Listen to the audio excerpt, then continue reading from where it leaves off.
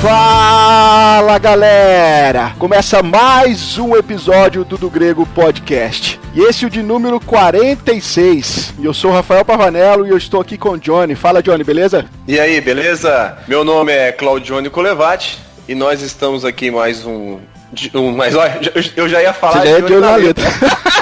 Tem que esquecer um pouco de olho na letra hoje.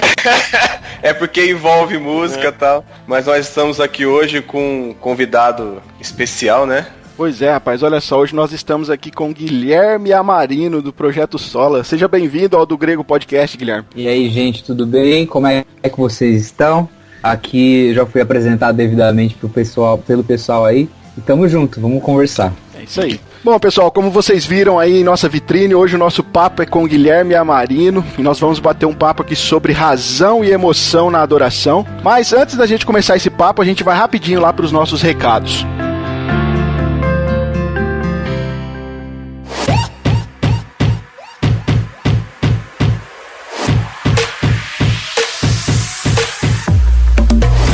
Bom, pessoal, nos recados de hoje, nós queremos aqui enfatizar para vocês aí que nós estamos, né, trabalhando lá firme e forte no De Olho na Letra, hein, Johnny? Isso aí, cara. Estão recebendo bastante indicações aí. O pessoal continua aí sugerindo as canções. As críticas também estão sendo muito construtivas pra gente ir buscando sempre o equilíbrio, mas eu entendo que o pessoal tem gostado e vamos que vamos aí, cara. Pra quem tá chegando agora e não sabe o que é o De Olho na Letra, explica um pouco aí, Johnny. A ideia do De Olho na Letra nós pegamos canções... ultimamente mais canções cristãs, né? Mas logo vamos também acabar chegando em canções chamadas seculares, né? E aí a gente faz uma análise da letra, né? Buscando, vendo se ela tem coerência bíblica ou não, se ela canta as escrituras ou não. E aí a gente deixa como recomendado ou não para ser cantada em culto público ou não, ou só ser pessoas que gostam de ouvir música mesmo boa e tal. A ideia é essa aqui, é ajudar a todas as pessoas que gostam de ouvir canções, buscar entender e conhecer o que está cantando. E se aquilo que ela está cantando é coerente com a Bíblia ou não. E no caso das canções seculares, é a gente tentar buscar nessas letras algo que possa estar cantando, talvez indiretamente, as maravilhas ou coisas que nos aponte para Deus ou para Cristo, né? E você pode encontrar o De Olho na Letra lá no YouTube, né? Nosso canal, youtube.com/dogrego, é um dos quadros lá do nosso canal. Além disso, nós temos lá também um canal de vídeos literários. Você que gosta aí de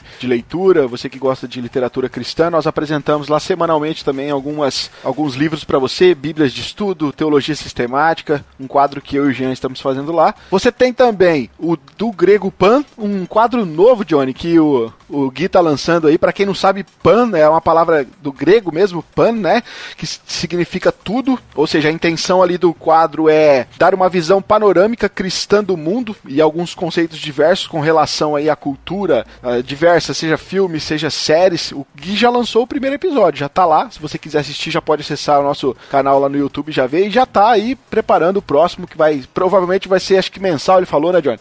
Acho que a ideia inicial é um por mês, né?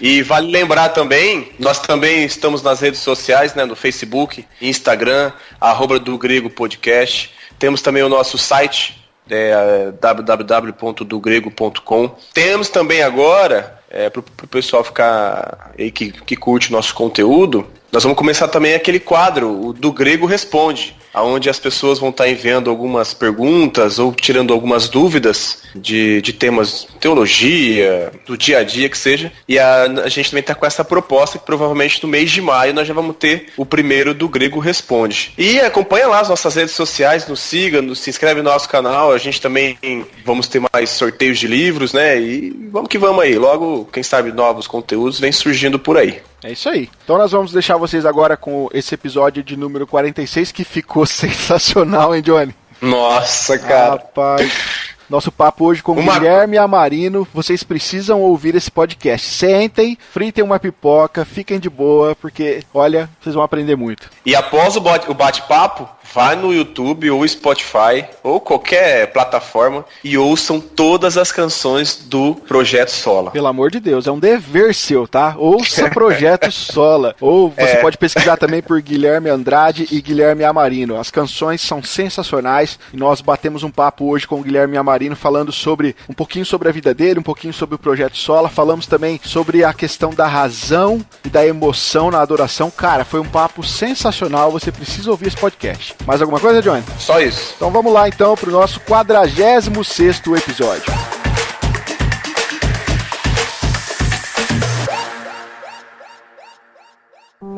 Razão e emoção, aliadas ou inimigas?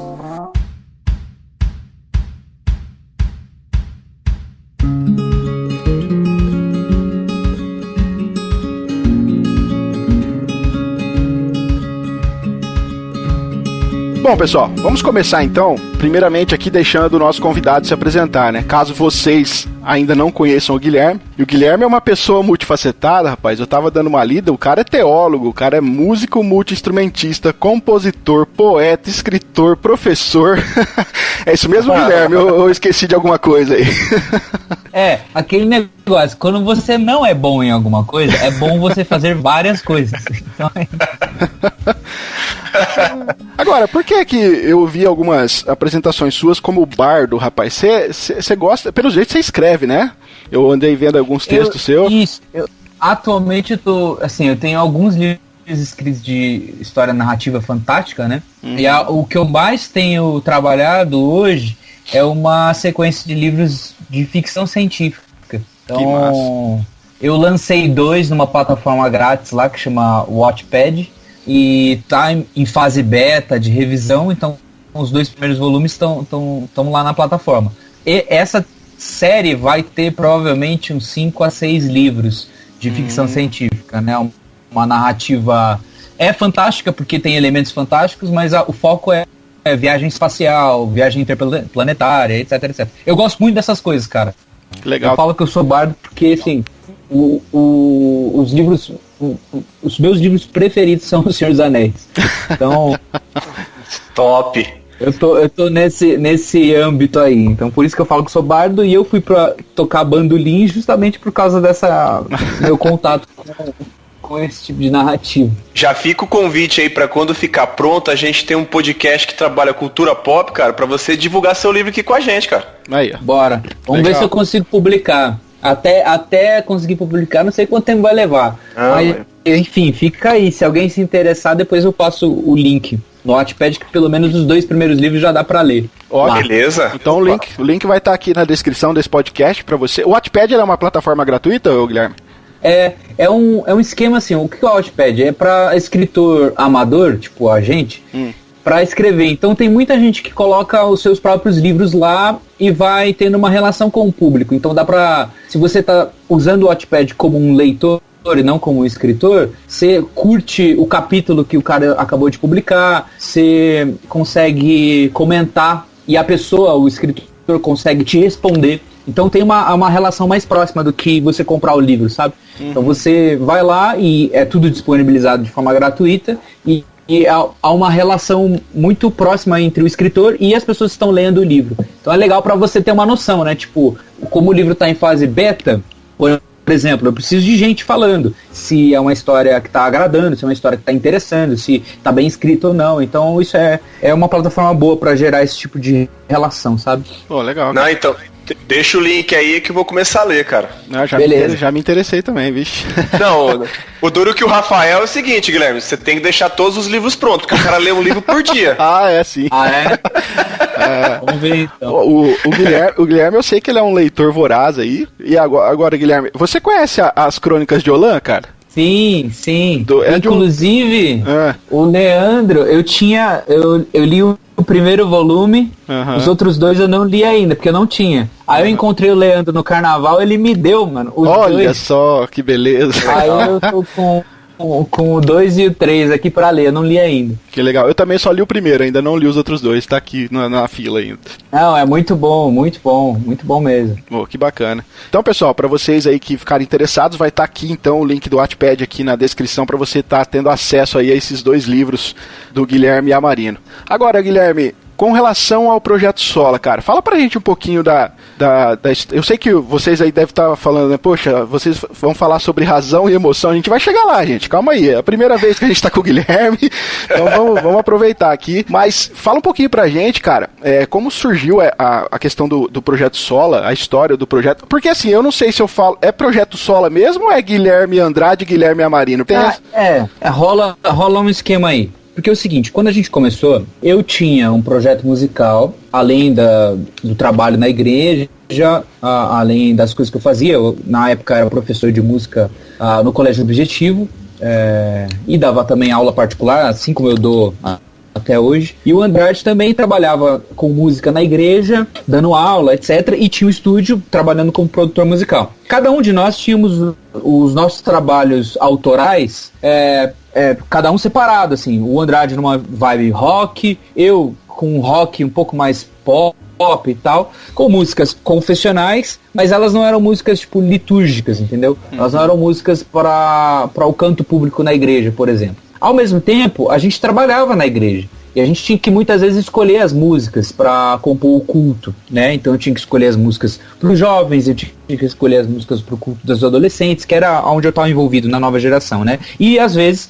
para o culto público no domingo mesmo, que eu liderava uma das bandas na época e estava caminhando para me tornar pastor na época, né? E o Andrade também, e ele estava envolvido inclusive com essa área dentro de uma igreja presbiteriana e também na igreja que ele estava plantando, que era uma batista reformada na época. O Andrade já é pastor ordenado, então, é isso? Isso, ele está ordenado pela igreja que a gente faz parte, que é a presbiteriana de Alphaville, e eu estou no processo de ordenação, então não fui ordenado ainda, estou no processo. Ah, tá.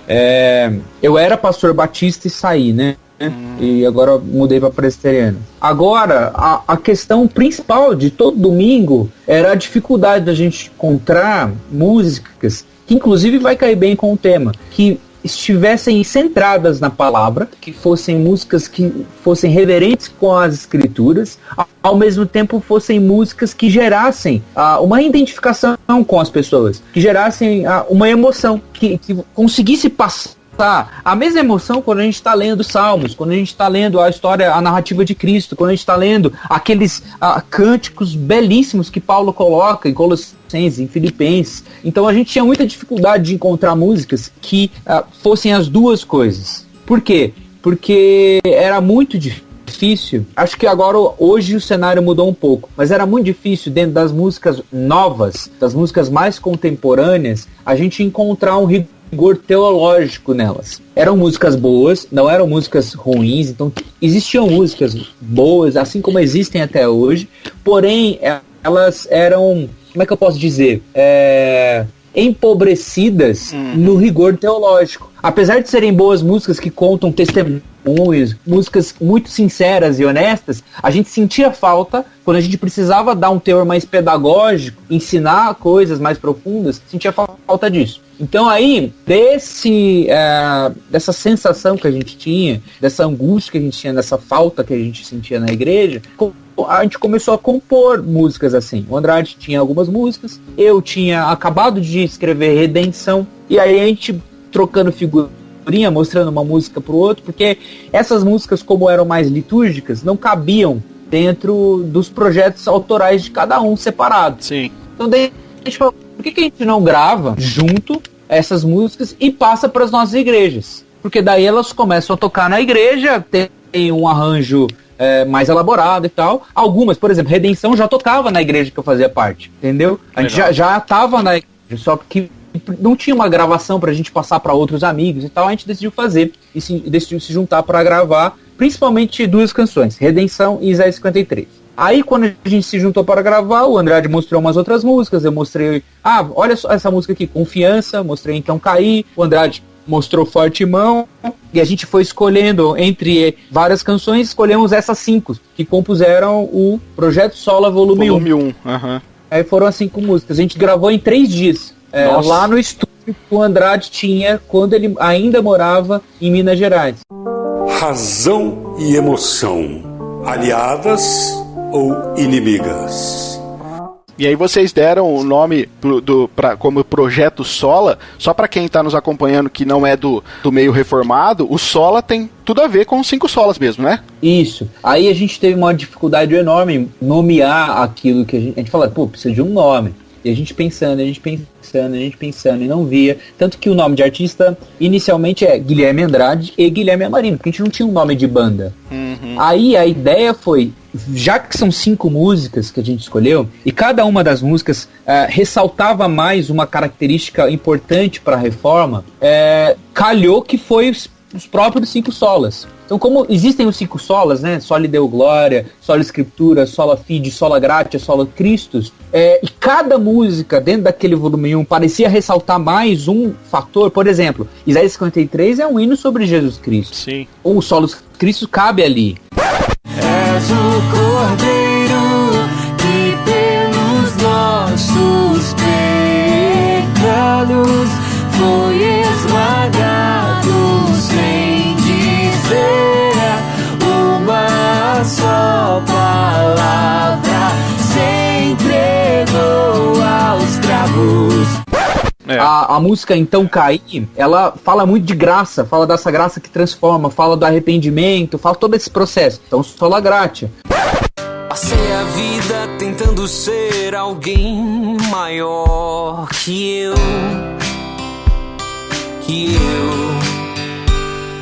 Criei em mim uma mentira que se despedaçou e então caí.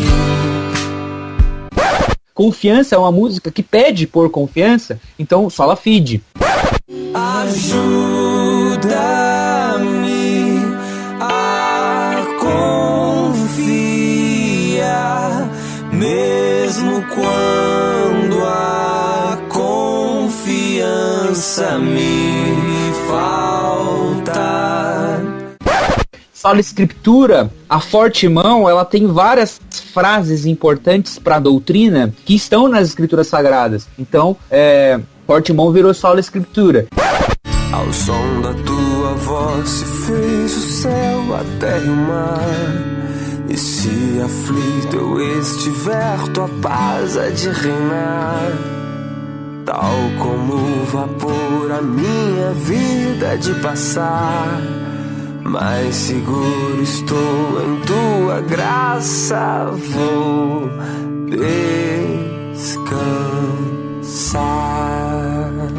E Redenção acabou calhando com Soli Deo Glória, falando sobre a esperança que chega, a própria narrativa de redenção, né? A gente está vivo porque ele decidiu nos amar, a gente pode amar de verdade por causa da obra dele, o passado não tem mais poder, então toda essa coisa que em última instância rende glória a Deus. O passado já não mais tem poder, pois novo sou, nele vou viver, posso amar. Aí meio que calhou tudo isso, aí a gente decidiu por chamar essas 5 músicas dentro do álbum de Projeto Sola, volume 1. Só que aí o Projeto Sola acabou virando o nome da banda, porque todo mundo conhece a gente. Pô, legal. E vocês mantêm um estilo meio country folk, uma pegada bem nessa linha mesmo, né? As músicas de vocês, né? A gente decidiu.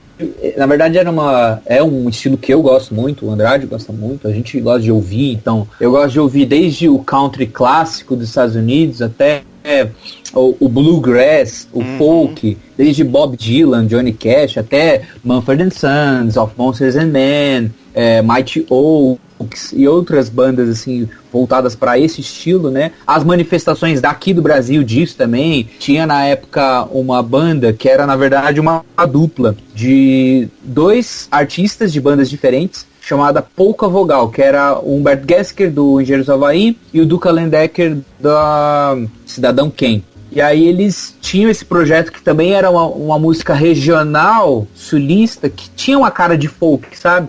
E aí tinha esse esquema de bumbo também e tal. E a gente gostava disso, gostava dessa coisa violão, vamos colocar uns outros instrumentos, um bandolim, uma gaita, banjo, as percussões fortes, né? Então foi algo que chamou nossa atenção, combinou com a composição das músicas, deu muito certo com os arranjos, a proposta mais minimalista que a gente tinha na época, e foi virando o nosso estilo, né? A gente foi encontrando, assim, o nosso estilo próprio na composição dos arranjos e tal. E calha muito bem com o canto público, né? Não que apenas o folk deve ser cantado na igreja. Não é isso que eu tô falando. Porque tem vários estilos que entram nessa mesma toada. Claro. Mas o folk, como a cultura, é justamente esse canto popular, né? Folk é povo, no inglês.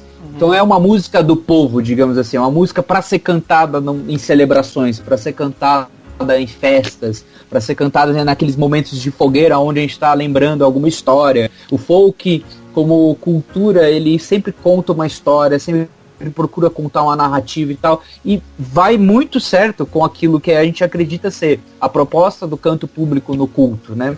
Então acabou sendo vários fatores assim que contribuíram para que a gente compusesse os arranjos e tivesse esse estilo folk nas músicas, né? Razão e emoção, aliadas ou inimigas?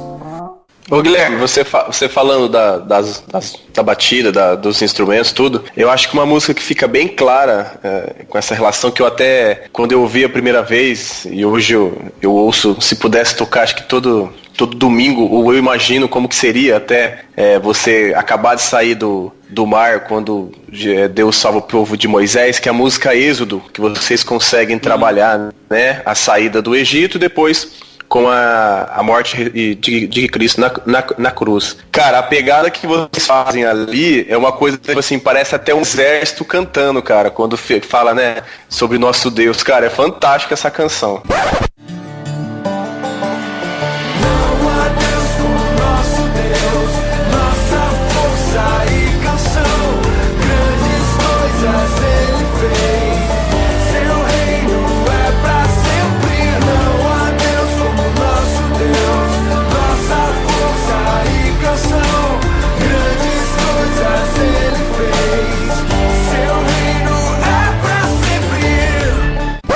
É importante isso. A gente tentou recriar a nossa interpretação, né, como a gente entendeu que o Êxodo 15 né? Porque está acontecendo justamente isso. O povo saiu do Egito, o povo estava meio que reclamando, né, para Moisés no capítulo 13 e tal. Olha, no Egito a gente tinha isso e tal, e eles estavam meio que fugindo ainda. E aí Moisés falou, Deus vai fazer uma grande coisa. Aqueles egípcios que vocês estão vendo perseguindo a gente, é a última vez que vocês vão vê-los. E aí acontece todo o milagre, o povo atravessa de pés enxutos, então Moisés e Miriam propõem essa canção, que é em Êxodo 15, né? Sim. É justamente o refrão de Êxodo, não a Deus como o nosso Deus, ele é a nossa força e canção.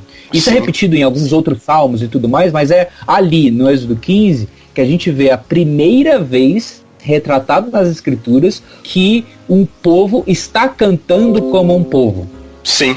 Isso é muito importante para a formação teológica do povo ali, mas também é muito importante para a nossa própria formação como filhos de Deus, como igreja de Cristo. Então faz todo sentido ela ser desse jeito, né?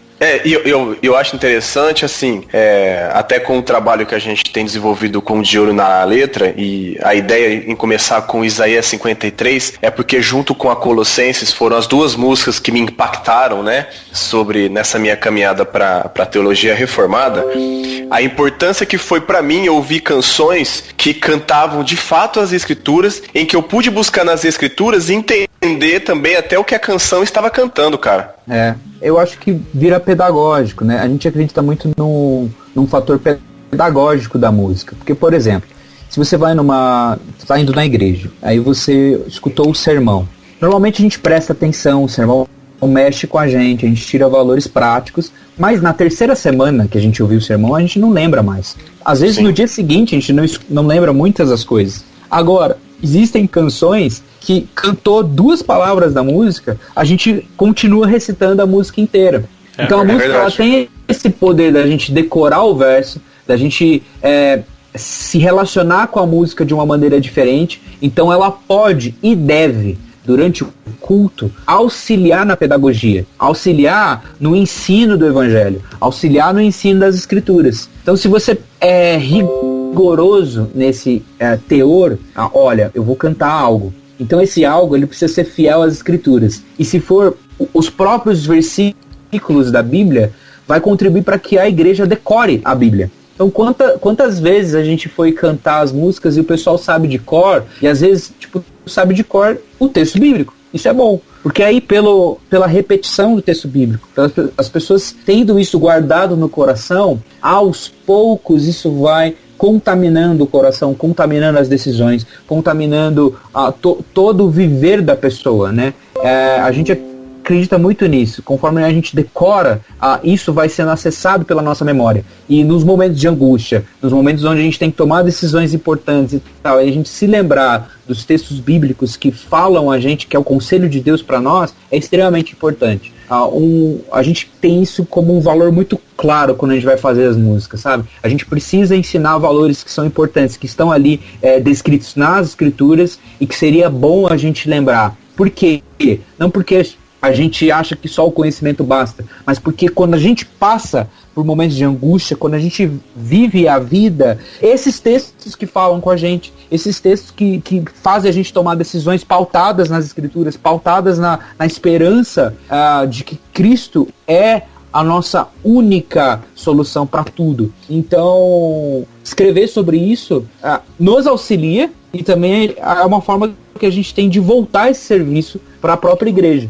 Bacana. Eu acho interessante também até as suas canções, a sua do André, do Projeto Sola. Claro que pensando no âmbito da igreja, como você falou, são pedagógicas, mas também a gente tinha até comentado com o Rafa, como que uma canção que canta as escrituras, como que ela também se torna evangelística para aqueles que não conhecem a Cristo e começam a ouvir, gostam do ritmo, vai prestar atenção na letra, você acaba apresentando o Cristo para uma pessoa que talvez se você fosse pregar, ela não ia aceitar. A música ela tem que ser clara, assim como as escrituras são claras. Muitas vezes a gente torna a Bíblia difícil de ser lida, porque a gente complica demais. Mas a Bíblia é muito clara, as histórias são muito claras. Quando alguém pega e começa a ler os evangelhos do começo ao fim, é uma história muito clara. Dá para entender muito do que está sendo dito ali. Quando você vai ler a própria história do povo de Israel e tudo mais, muitas vezes é a gente que mais complica a coisa. O que a gente tenta é não atrapalhar as escrituras e deixar isso de forma mais clara, deixar a linguagem de uma forma acessível, entendível. E é claro que a palavra de Deus, eu corro o risco de usar esse versículo num contexto totalmente nada a ver, mas a palavra de Deus ela não volta vazia. Então não tem como a palavra de Deus ser disseminada e ela não produzir os seus próprios frutos, né? Deus vai usar isso e é a própria palavra dele que está sendo cantada, não é a minha ideia, não é a ideia do Guilherme Amarino sobre quem é Deus, é a ideia do próprio Deus que decidiu se revelar sobre quem ele é. A gente está reproduzindo isso. Massa, cara, esse poder pedagógico da canção é fantástico, né? Muito bom mesmo.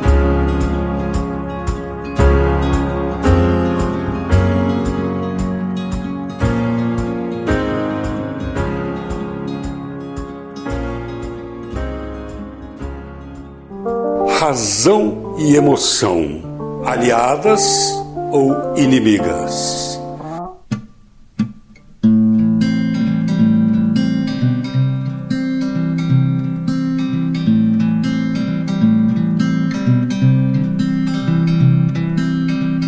Bom, galera, vamos entrar aqui então num próximo ponto aqui da nossa pauta.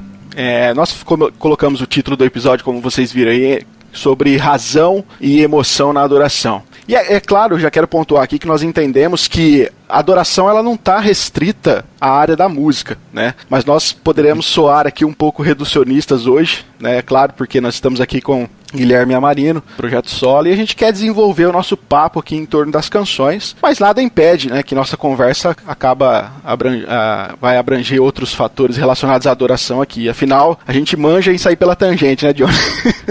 É normal. Bom, Guilherme, é o seguinte, cara, nós temos pelo menos 2 cenários no contexto evangélico hoje, né? O primeiro são algumas comunidades em que as canções que são entoadas ali, elas focam em despertar a emoção das pessoas, são canções tidas como de adoração que se concentram no emocionalismo, na questão melódica ali, com tons menores, várias repetições de mesmas frases, e no afã de chocar na emoção, eles acabam não tendo esse rigor teológico que você já acabou de explicar, eles esquecem um pouco da sã doutrina, das verdades bíblicas das letras. Porém, por outro lado, ao tentar fazer um contraponto a esses movimentos, outras comunidades elas tendem a criar uma dicotomia entre a devoção piedosa a Deus, que envolve os sentimentos, e a ortodoxia do pensamento. E aí, nesse cenário, cara, a gente acaba, a emoção, na verdade, ela acaba sendo até excluída da adoração. Então, assim, Guilherme, quando nós paramos para ouvir as canções do Projeto Sola, fica muito evidente para nós, cara, que as letras de vocês, elas possuem um forte fundamento bíblico, com ênfase na sã doutrina, nas verdades das escrituras. Mas é claro também que a gente não tem como não notar o trabalho desenvolvido no campo melódico, harmônico das canções, que junto da boa letra, não tem como não tocar os nossos sentimentos, não tocar os nossos afetos. Nós falamos aqui da música, por exemplo, Isaías 53, quando a gente canta ela no nosso culto, ou quando eu ouço ela, não tem como eu não ser edificado pela letra, né, pela exaltação de Cristo, mas ao mesmo tempo não me emocionar com aquilo que está sendo cantado, não só pela letra, mas também pela estética da música em si. Então, como é que vocês conseguem, cara, juntar a razão e a emoção nas canções, mas sem forçar um emocionalismo vazio e ao mesmo tempo também preservando a sã doutrina? A gente acredita que a arte, ela é uma expressão da realidade. Então, o que acontece? O artista, o que ele faz? Ele observa essa realidade, ele interpreta a realidade e reapresenta o seu trabalho. Então toda música, todo filme, todo quadro, peça teatral, poema, livro, é justamente essa ação do artista, né? Dele olhar a realidade, observar, interpretar isso, realizar tipo uma hermenêutica da realidade e apresentar de volta. A gente acredita que a arte, por si só, ela já tem muito valor, por ela ser uma possibilidade dada por Deus, porque se Deus é criativo, e as escrituras relatam bastante isso, a imagem e semelhança dele, no caso, o ser humano, também tem essa capacidade criativa, e isso é demonstrado na Bíblia, né? Com tanto artistas que são chamados para produzirem os utensílios do templo, por exemplo, e outros artistas que existem ali relatados na própria escrituras, como os primeiros músicos, por exemplo, Jubal, os filhos de Jubal, que estão lá e produzem algo. Além de produzir arte, também você tem cultura, tanto em pecuária, agricultura, construção, etc., que é justamente um exercício disso, de eu reinterpretar a realidade, construir e produzir algo. Então isso exige um certo labor, mas o produto disso pode ser visto com grande beleza. Sim. Quantas vezes a gente não escutou, por exemplo,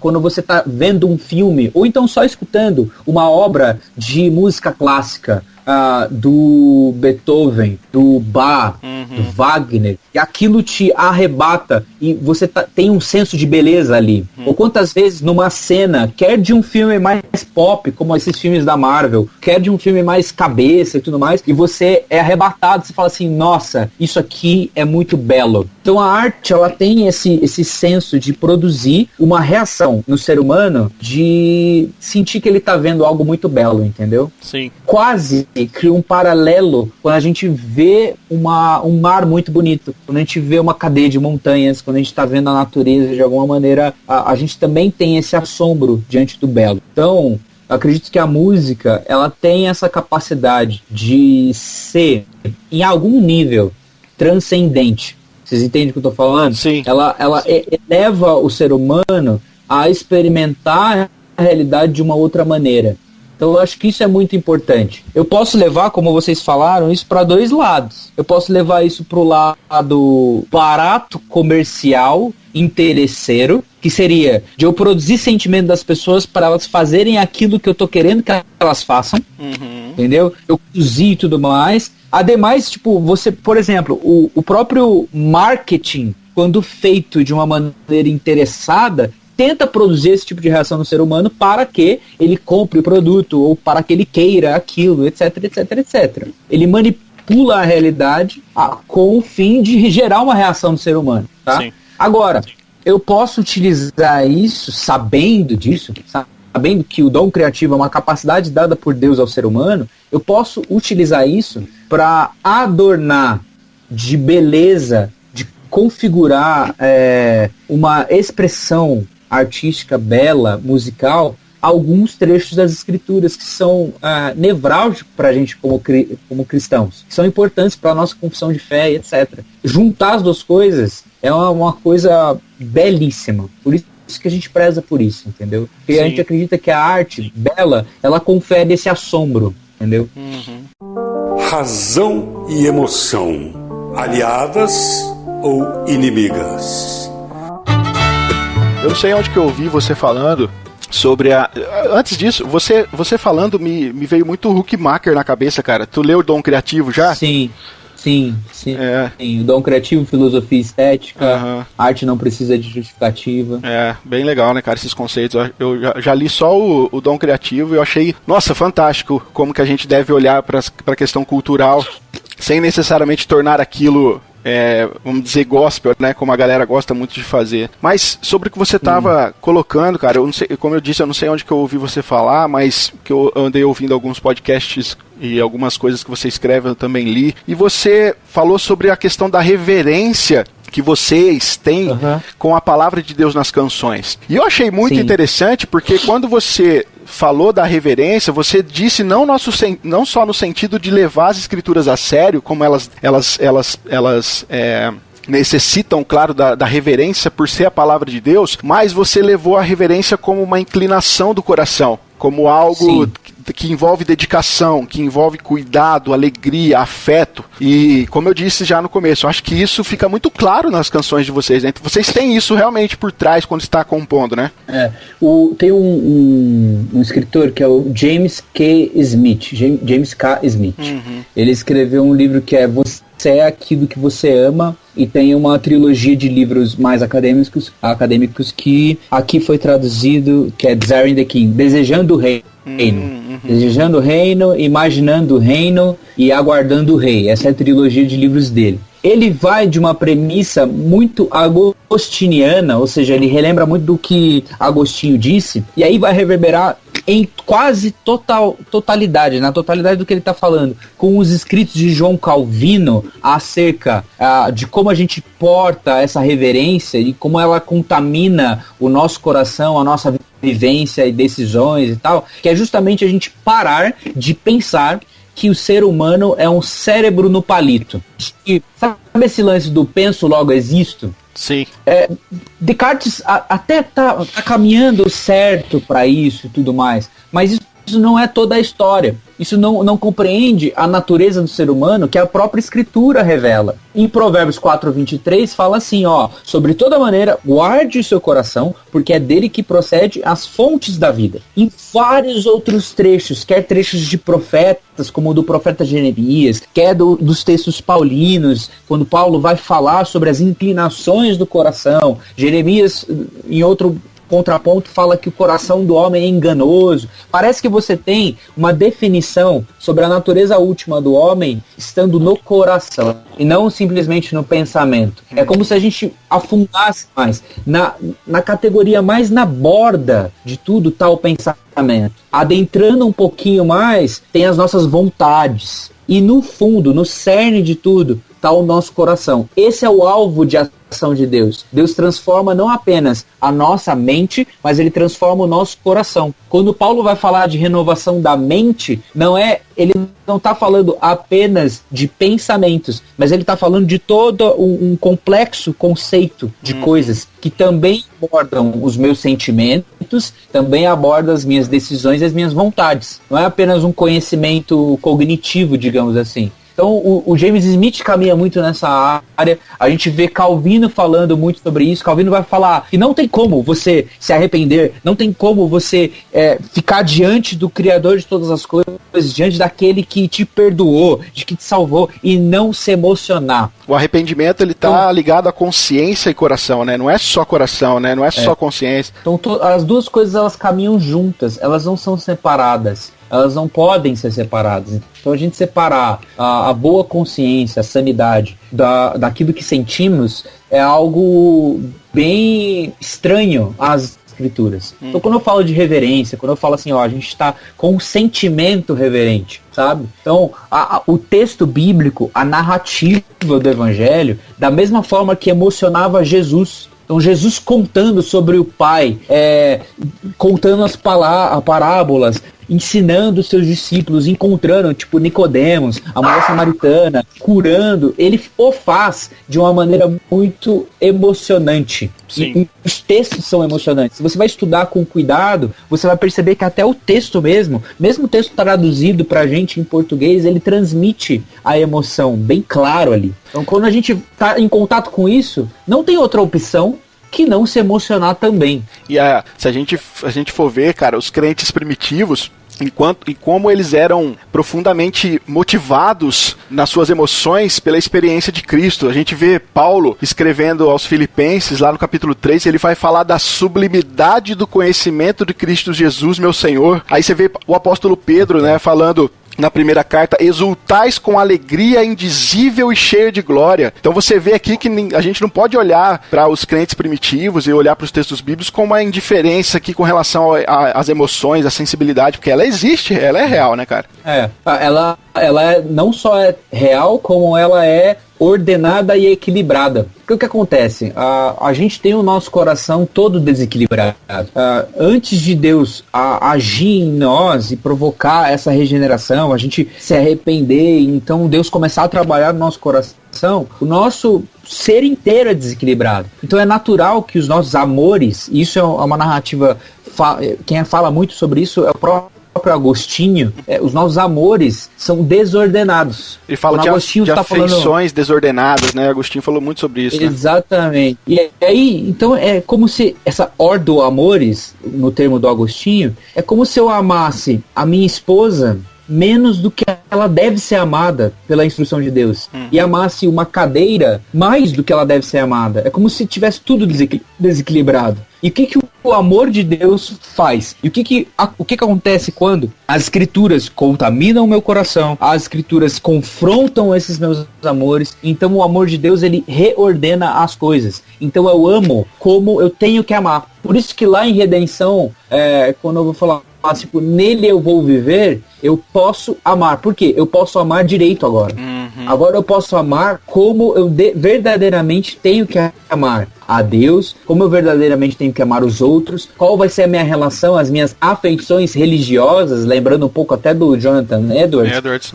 Com todas as coisas, entendeu? Com o meu trabalho, com a minha dedicação nos estudos, com a minha própria igreja, a minha relação de amizades que eu posso ter, a relação de expectativas que eu tenho comigo mesmo. Então tudo é reordenado, os afetos são reordenados, e isso é um ponto central para tudo na vida.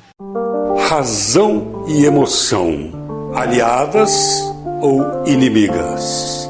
Se eu reordeno os meus amores, consequentemente, as minhas vontades vão se manifestar equilibradas. E, por consequência, os meus pensamentos também vão ser reordenados. Agora, se eu apenas procurar reordenar os meus pensamentos isolados das minhas emoções, eu nunca vou conseguir ter êxito em transformar as minhas emoções, em tratar dos meus problemas no coração, dessa desordem, entendeu? A intenção é sempre, tipo, o centro das coisas é o próprio coração. E aí, da transformação do coração, as outras coisas são transformadas por consequência. Interessante, cara, você pontuar, porque olha a importância, por isso que assim, você falou da sua música Redenção, e a gente pegar como, você acabou de falar sobre a questão do coração, e de como as nossas afeições são desordenadas, tudo isso a gente sabe que é por causa dos efeitos noéticos da queda, né, que todo o conhecimento que nós temos de Deus, ele é distorcido de alguma forma, e a expressão dessa distorção, ela é idolatria, justamente justamente, a gente sabe que a queda ela não teve poder suficiente para nos fazer perder essa inclinação para adorar, mas ela foi eficiente quanto a nos fazer perder de vista o alvo original dessa inclinação, né?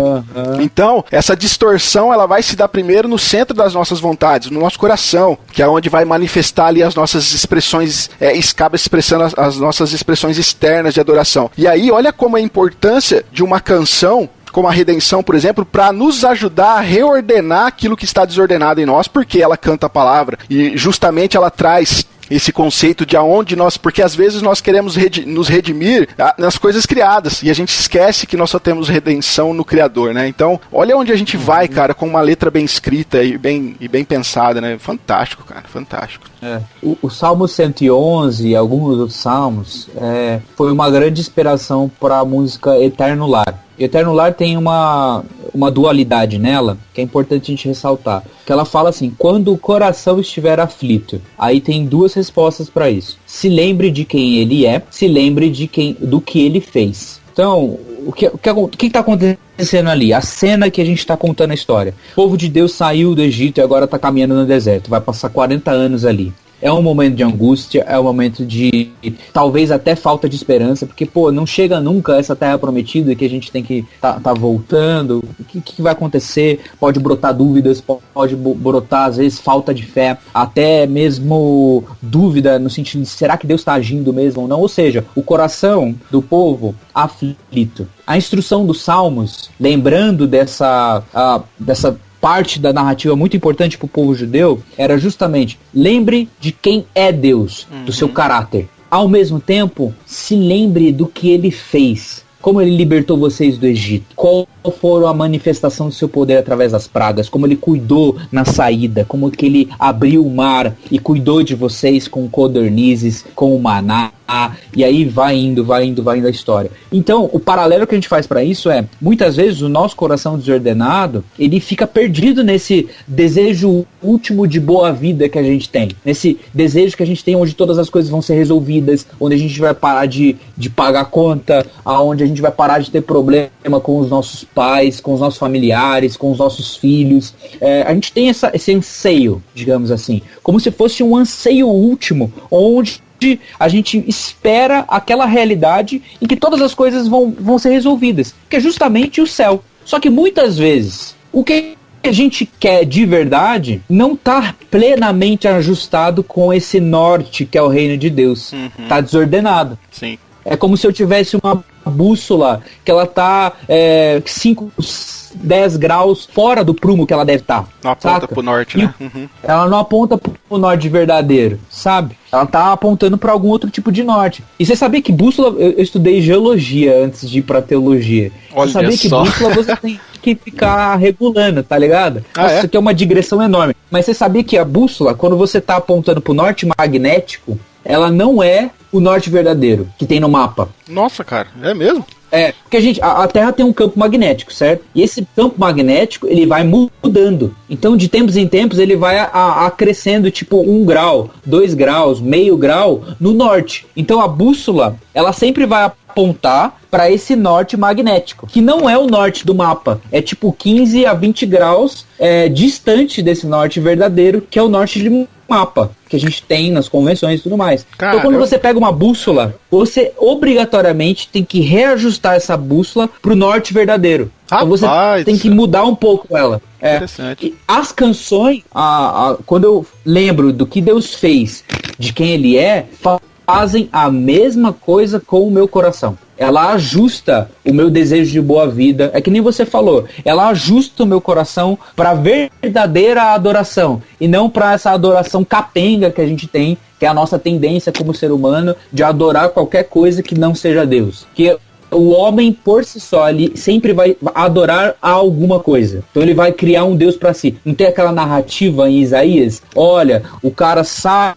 de casa, vai cortar a madeira, pega essa madeira, trabalha a madeira, faz um banco, faz uma lenha para fogueira, faz outro móvel, faz a cama para se deitar, e de tudo que sobrou, ele vai e cria um ídolo para si. Então, o homem, ele é adorador, inevitavelmente. Agora, o que a gente precisa buscar é adorar o Deus certo. Viver debaixo do Senhor certo. Eu gostaria até fazer uma paráfrase de Jonas Madureira aqui, porque talvez a emoção ela não precisa morrer, ela só precisa pensar, né? E a razão também ela não precisa morrer, ela precisa dobrar os joelhos. E acho que só assim as canções que louvam a Deus, elas têm que ser construídas aí numa atmosfera de piedade, de devoção, de amor, porque só assim ela realmente vai gerar um resultado aí satisfatório na vida daqueles que ouvem.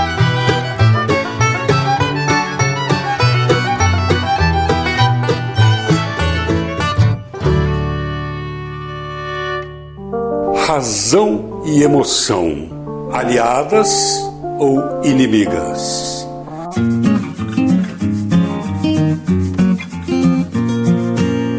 Diante dessa questão da dicotomia, que a gente vai muito para só tem um lado racional e tem muito lado emocional, e a gente sabe que tem que trabalhar com um equilíbrio que faz parte do ser humano, né? Eu gostaria de saber assim, quando a gente tenta também deixar de lado também as emoções, eu tenho visto muitas canções partindo para romantização daquilo que não pode ser romantizado, que é a questão da escritura, de Deus e de Cristo.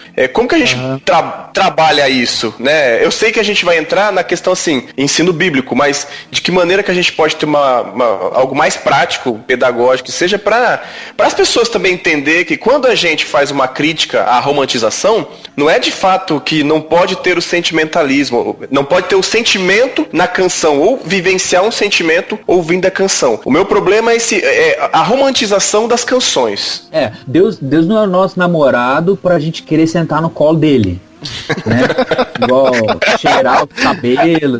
Mas, assim, eu vou muito para aquela linha da reverência, né? E reverência não é necessariamente o ser hiper tradicional sem emoções. A reverência é eu ler as escrituras e me ater àquilo que as escrituras revelaram sobre minha relação com Cristo, né? Sem exageros, sem talvez muito espaço. Entendo o que eu vou falar, sem muito espaço para minha própria criatividade, saca? Sim. Nesse aspecto de eu ficar inventando coisas. Eu não posso no sentido assim, eu sou incapaz de produzir uma revelação nova, super incrível para o mundo, da qual as pessoas vão entender agora Deus. É impossível gerar uma analogia que seja melhor que a própria escritura, para explicar quem Deus é. Ou seja, quando eu tô achando que, pela minha ideia de poema, vou explicar Deus de um jeito mais da hora, usar meu próprio testemunho, não sei o que lá, acima do que as escrituras já revelaram, eu tô achando que eu sou mais capaz de revelar sobre Deus do que ele mesmo. Então isso que precisa ficar bem entendido. Eu posso ser reverente, eu posso ser bem até emotivo. Pô, a música Canção de um Certo Pedro é Pedro falando que Deus rasgou o coração. É uma música que ela são cenas, né, junções de cenas que trabalham muito com a emoção de Pedro ali no texto bíblico. Mas para fazer isso, a gente tem que atentar para o que está escrito. Não vou inventar uma coisa para torná-la melhor. A gente só precisa perder, talvez, esse desejo de querer inventar coisas, sendo que essas coisas elas já estão explicadas, entendeu? Já tem muita coisa explicada nas escrituras e elas são suficientes. Concordo. Bacana. Essa preocupação que vocês têm com a estética nas músicas, essa variedade instrumental, essa mistura de sons, efeitos eletrônicos junto ao violão, bandolim, banjo, eu não sei se eu ouvi a alaúde ali também, mas isso tudo, cara, é intencional, ou seja, a finalidade seria vocês comunicar o evangelho para uma sociedade pós-moderna que perdeu de vista essa questão da criatividade, que distorceu o que é belo, e nesse cenário, então, vocês acabam mostrando através da arte que vocês produzem, né, através da música, que o Espírito de Deus, ele é necessário para produzir o que é verdadeiramente belo, verdadeiramente positivo, e aí, como resultado, então, vocês acabam preenchendo uma lacuna no ajuste da mensagem do evangelho na cultura, que às vezes falha em se comunicar com essa geração atual nossa. É intencional, cara, essa estética, vocês pensam nisso? Sempre existe o intencional e o acidental, principalmente em qualquer trabalho criativo, tá? Falando sobre arte e tudo mais. Muitas das coisas a gente pensa propositalmente, tá? Colocar os instrumentos foi muito assim, de acordo com o nosso gosto. gosto do estilo. Às vezes o estilo pede um banjo, o estilo pede um bandolim, um violão afinado de uma maneira diferente e tudo mais. São categorias musicais, artísticas. E é muito bom porque a gente foi estudar essa categoria. Ver qual a forma de comunicação que essa categoria tem, para não fazer algo com o nosso achismo, mas sim observar aquilo que tem sido criado e ao mesmo tempo tem aquele espaço do tipo, nossa, seria muito bom essa afinação para essa música, para dar esse caráter mais pesado por conta da mensagem que essa música quer passar, e assim eu vou fazer a pessoa, quando está escutando Êxodo, por exemplo, ela observar que é aquele jogo que parece que o pessoal está saindo de uma escravidão e entrando num grande canto cósmico, cada um se juntando, e as vozes todas juntas. Então, essas coisas, ao mesmo tempo que são incidentais, elas vão acontecendo, elas também são intencionais. Por quê? Quando você vai montar um arranjo, eu preciso entender que tipo de mensagem a minha música está passando. O Francis Schaeffer, no livro A Arte e a Bíblia, ele vai estabelecer 4 parâmetros para uma arte. Você julgar uma arte, né? Ou seja, você vê se essa arte está transmitindo a beleza que ela quer transmitir da maneira correta. Ele vai falar que a arte ela precisa ter excelência técnica, aí ela precisa ter também validade, ou seja, honestidade naquilo que ela está sendo transmitindo. E a gente busca essas 2 coisas bastante. Então, vamos fazer um negócio? Vamos tentar fazer com a melhor técnica possível. Vamos gravar de uma maneira bem feita, vamos compor de uma maneira bem feita, trabalhar a letra de uma maneira bem estruturada, o arranjo de uma maneira bem estruturada, tentar tocar de uma maneira com excelência técnica. Isso a gente entende muito bem. Agora a música ela precisa ter validade, ou seja, eu preciso falar sobre aquilo que eu estou vivendo. Eu não posso ser um hipócrita falando sobre coisas que eu nem acredito, entendeu? Vai muito da confissão. E a arte, dentro do âmbito cristão, é muito importante para a gente como igreja, porque aquilo que a gente canta vai reverberar naquilo que a gente acredita.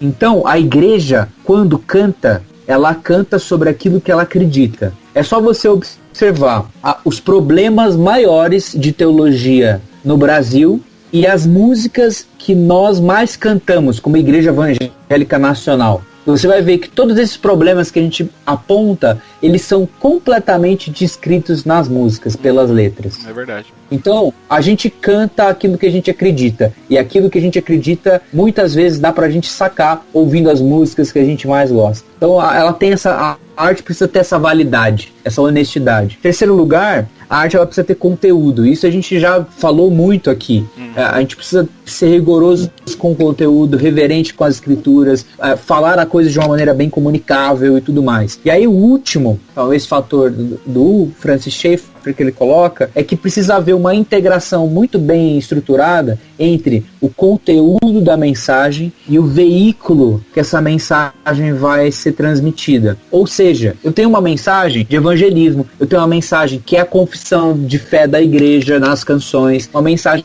que muitas vezes é para alguém que está sofrendo, está passando uma situação difícil de falta de fé, uma situação onde ela está cansada, por exemplo, e está sem esperança. Então eu preciso comunicar isso integrando com esse veículo. Se eu estou fazendo uma música, por exemplo, o que é esse veículo? Se a música vai ser agitada ou não.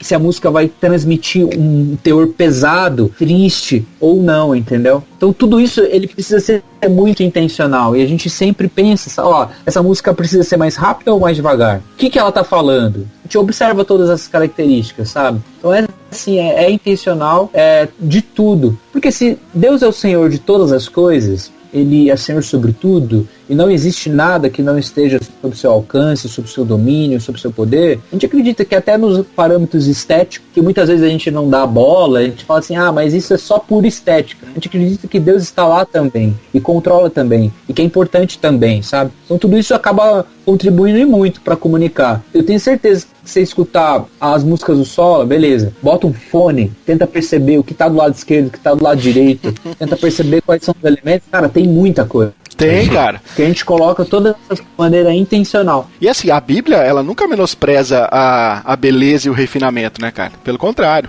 Então eu acho isso extremamente válido. E assim, eu fico abismado.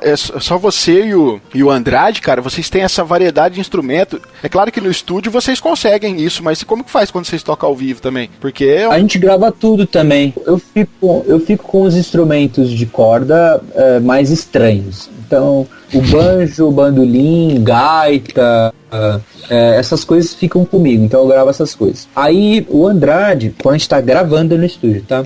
Aí ele fica com a ideia das percussões para depois a gente mandar. Recentemente a gente tem mandado para um baterista gravar mesmo, então um estúdio próprio para bateria e tal. Aí tem gravado bateria mesmo. E quando não, ele grava as outras percussões. Aí cordas, no caso violinos, os metais, as guitarras, tudo a gente vai gravando e revezando. Tem o Lucas Branco, que é o nosso baixista. Ele tem gravado com a gente também, tem feito as guitarras e tudo mais. Quando a gente vai ao vivo, o que a gente faz? Como a gente não consegue levar 15 pessoas para tocar a parte da orquestra, a gente coloca tudo no computador. A gente toca com um VS, que é o Virtual Sound. O que a gente faz? Eu toco os instrumentos que eu toco na gravação original, o Andrade faz o violão, o bumbo, o pandeiro. A gente leva o Branco, que toca baixo, e solta as faixas, né, para tocar esses outros elementos que não estão ali fisicamente, só estão na gravação. E a gente tem levado hoje um tecladista também para compor a banda. Então ao vivo a gente faz desse jeito. É um jeito bem reduzido, só que daí com o auxílio do VS, todos esses outros elementos, essas percussões mais diferentes, às vezes uns efeitos que tem, elas vão pro som ao vivo também. Legal, cara. Vocês conseguem reproduzir basicamente aquilo que a gente ouve no MP3 ao vivo, né? A gente tem essa intenção.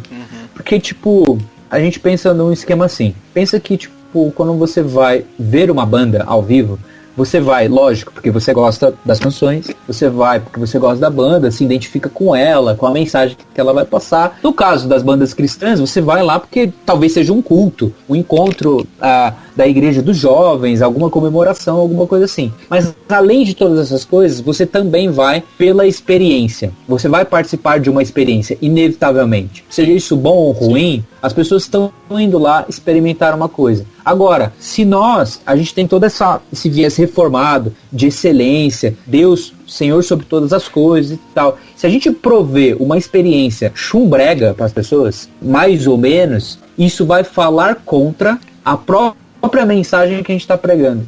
No CD a pessoa escuta um negócio, fala assim, nossa e tal. E aí ao vivo é um negócio, às vezes mal tocado, mal equalizado, sem todos os elementos que ela está ouvindo. Então o que a gente tenta reproduzir, assim, essa parte da excelência técnica, dessa experiência quando você está escutando a música, de ouvir mesmo esses elementos que propositalmente a gente coloca para fazer entender a mensagem que está sendo pregada através da canção. Então, colocando todos esses elementos de VS, de como a gente configura o som e tal, é uma forma da gente passar essa experiência em sua totalidade. Tanto com o conteúdo das músicas, ou seja, as letras propriamente dito. Às vezes a gente fala entre uma música ou outra, apresenta o tema, tenta aprofundar, provocar o pessoal que está ali para que eles entendam ainda mais o que está sendo cantado. E além disso, com o som, a sonoridade, as pessoas se identificarem com os sons que estão sendo tocados e assim completar, né, esse fator da experiência. Emoção, razão e também as sensações que ela vai ser provocada ali, se juntando tudo numa experiência completa, não focada apenas numa parte. Sensacional, sensacional.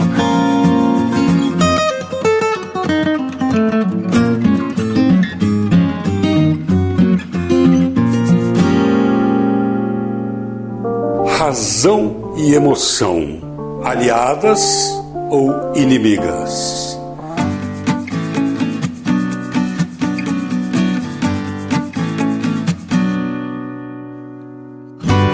Quais são aí os próximos passos aí do Projeto Sola para esse restante de 2020? A gente está vivendo um momento difícil, né, cara, no nosso país, no mundo todo, e isso acabou afetando aí a agenda de vocês, né? Mas vocês têm projetos aí para esse ano? Como é que tá a agenda aí? Esse ano a gente iria, né, a gente não sabe ainda o que vai acontecer com isso, porque a gente está esperando os desdobramentos do coronavírus, da Covid-19, né? Vamos ver o que vai acontecer, ainda é muito incerto, né? Mas esse ano a gente teria a turnê do álbum novo, que é o Homem Litúrgico. Desde abril passado, ou seja, desde abril de 2019, a gente tem lançado uma música por mês. Então começou lá por Êxodo, veio Eterno Lar, Entre Nós, e aí foi indo. Cada Vocês estão mês seguindo o calendário litúrgico, é isso? Exatamente. Né? Então, de acordo com as estações do calendário litúrgico, das temáticas levantadas, que conta justamente a narrativa bíblica, né? Então a gente foi contando a narrativa bíblica com canções para cada época.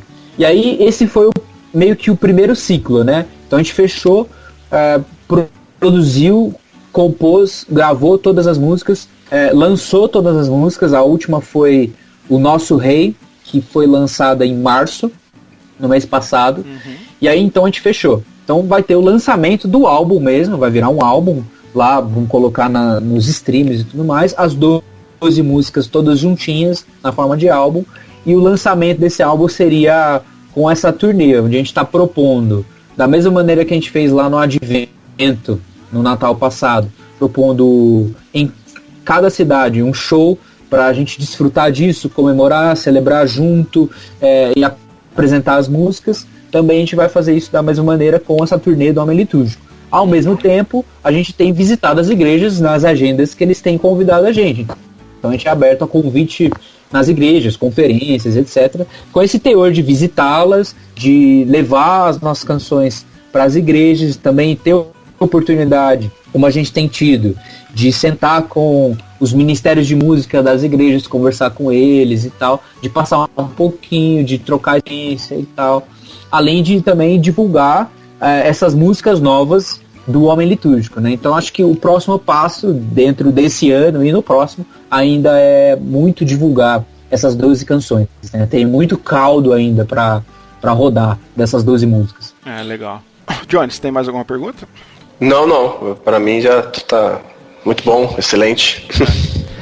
Ô, Guilherme, cara, a gente quer te agradecer pelo seu tempo aí que você doou aqui pro Do Grego Podcast, pra gente estar batendo esse papo que foi enriquecedor pra gente, com certeza pros nossos ouvintes também. Eu ouvi você falando que eu fiquei muito comovido porque você disse em um dos podcasts que você gravou em outros programas, você disse que o objetivo de vocês é servir a igreja local. E cara, eu fiquei pensando e a forma como você atendeu a nossa solicitação, a forma como você foi extremamente educado, solícito, isso mostra realmente, cara, que na prática você realmente está servindo a igreja local.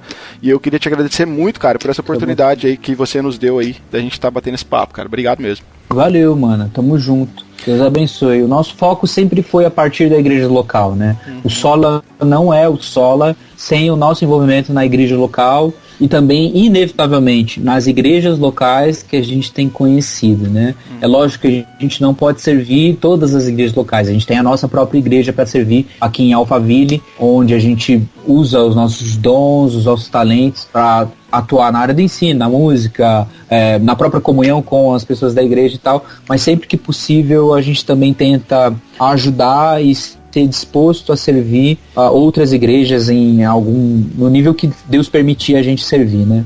Agora, só mais uma perguntinha. Eu li uns textos seu ontem, acho que foi, sobre o valor da liturgia, você falando sobre esquizofrenia litúrgica. E quem sabe você pode até retornar outra hora aqui no podcast pra gente bater um papo sobre isso. Mas, cara, eu vi lá que tem muito mais coisa por vir ainda, né? Você tá escrevendo ainda. Será que nós teremos um livro publicado sobre esse conteúdo aí, Guilherme? Vai depender se quiserem publicar, né? Cara, eu achei extremamente relevante. Esse foi o tema do meu TCC. Aí o que eu tô fazendo? Diante de alguns pedidos de amigos meus e conversando muito com o Felipe Fontes, conversando muito com o André Pereira lá de Brasília e algumas outras pessoas, surgiu essa necessidade de a gente trazer a discussão. Vocês conhecem o Lecionário? Eu conheço pouco, mas conheço, cara. Acompanho no Twitter só. Eu e o Daniel, que é o cara que tem organizado o Lecionário, a gente leu muito material que se chama Worship Wars. O que é isso? São vários livros escritos lá nos Estados Unidos sobre essa guerra, são guerras de adoração, né? Em termos de estilo de culto. Cultos mais modernos, cultos mais tradicionais e tal. Então tem muitos livros tratando desse assunto, né? Será que uma liturgia moderna é plausível? Ou tem que ir só para as liturgias tradicionais? Então assim, tem uma discussão muito boa lá. Tem livros muito bons sobre isso, bem equilibrados e tal. Aqui no Brasil essa discussão não veio com força ainda. E aí, percebendo algumas questões que a própria situação atual trouxe pra gente, de isolamento, essa discussão discussão dentro do culto online, ceia online, será que a gente pode chamar de culto online ou não? E todas essas questões. Aí eu decidi, cara, eu vou transformar, eu já queria fazer isso, já estava conversando inclusive com uma editora para fazer isso, mas aí eu falei, vou transformar em textos mais simples, na forma de blog, e começar a publicar essa temática, para jogar a discussão na mesa mesmo, essa coisa da esquizofrenia litúrgica, que nada mais é do que assim, eu tenho uma igreja que na confissão diz algumas coisas sobre o culto, mas na realidade não vive aquilo, né? O que está sendo realizado não é aquilo, é outro tipo de confissão. E cara, às vezes pro lado contemporâneo da coisa acontece, quando você quer inovar demais, e aí você transformar o culto numa coisa que não é o culto, e pro lado super tradicional também acontece de você começar a idolatrar a parâmetros estéticos de culto, né? Você achar que a adoração só pode acontecer quando tem um hino sendo cantado só pela igreja sem instrumento, ou só pelo órgão, ou o banco tem que ser de madeira, ou por outro lado, né, a igreja tem que ser preta, a guitarra tem que ter delay da Line 6 em .8, e aí existe essa confusão. Então, o que eu decidi fazer foi começar a publicar algumas coisas que são basilares e fundamentais para o conceito de culto. O que é o culto, qual o valor da liturgia, o que a liturgia está querendo fazer quando ela existe. E aí, depois desse primeiro dessa primeira quantidade de textos que eu coloquei lá naquele primeiro texto, a ideia depois é ir para um lado mais prático, que é dar as implicações do que significa a gente colocar uma parede preta, por exemplo, do que significa a gente colocar um banco de madeira e trazer para esse âmbito mais pragmático e com base em toda o arcabouço teórico e tal, eu meio que dissecar essas pequenas esquizofrenias que a gente sofre no culto. Eu acredito que lá nos textos depois vocês podem ver mais sobre isso, mas eu acredito que, tipo, se a gente não reformar a liturgia da igreja, não adianta a gente reformar o ensino. Sim, é verdade. Entendeu? É verdade. E elas vão continuar vendo a teologia delas no culto. O primeiro professor de teologia que existe é o próprio culto. Exatamente. Então não adianta você, tipo, ter um baita professor na escola dominical se no culto acontece o oposto disso. Para vocês que não conhecem, tá aqui na descrição desse podcast também os textos escritos aí pelo Guilherme Amarino a respeito dessa esquizofrenia litúrgica. Vou colocar também aqui a questão do homem litúrgico. Eu vi lá que você tem 4 sessões, né, a respeito, trabalhando sobre isso também. Achei sensacional, cara. Cara, tu escreve muito bem, cara. Parabéns, viu? Valeu. Parabéns mesmo. Eu tento ser rigoroso na escrita. Muito bom mesmo. Pessoal, acho que é isso. Fala pra gente aí, Guilherme, onde que o pessoal pode encontrar Guilherme Amarino, Guilherme Andrade, o Projeto Sola? Projeto Sola você encontra nas redes de streaming digital, né? Então Spotify, Deezer, iTunes, etc. Você encontra sobre o nome de artista Guilherme Andrade e Guilherme Amarino. Você também pode encontrar a gente no YouTube, no Facebook, no Instagram, tudo como Projeto Sola, tá? E aí você pode ouvir as nossas músicas, divulgar, passar para alguém que você gosta, passar para as pessoas. E a gente tá lá, a gente é bem ativo nas redes, a gente sempre tá colocando as novidades lá. Legal, bem legal mesmo. Novamente, Guilherme, muito obrigado, cara. Foi um papo bem legal e que Deus continue abençoando aí o trabalho do Projeto Sola. Amém, amém. Deus abençoe vocês. Continue dando força ao coração e reordenando seus amores para que vocês possam adorar de uma maneira tanto doutrinária quanto totalmente devota em suas emoções. Amém. Amém. Queria agradecer também aí, obrigado por toda a atenção aí. E a próxima canção sua que vai estar no De Olho na Letra vai ser o Colossenses, que já pediram Colossenses 1. Fantástico. Muito massa, essa música é muito boa. Essa música quem fez foi o Andrade, um amigo nosso que é muito próximo. Foi a pessoa que juntou eu e o Andrade. Olha aí. Foi muito legal. Bom. E essa música é muito boa, cara. Nossa, eu admiro muito eles e a composição dos dois. Essa música em especial pra mim é uma das melhores, assim. Eu também admiro demais, essa aí é excelente. É isso aí, pessoal, nós vamos ficando por aqui. Você que curtiu aí, não se esquece de compartilhar esse conteúdo aí com a sua galera. Se você está ouvindo no YouTube, né, não esquece de comentar no site também, se você está ouvindo pelo site ou qualquer aí, agregador de podcast. Nós vamos ficando por aqui e nós nos vemos aí na próxima. Valeu, pessoal, Deus abençoe e um abraço a todos.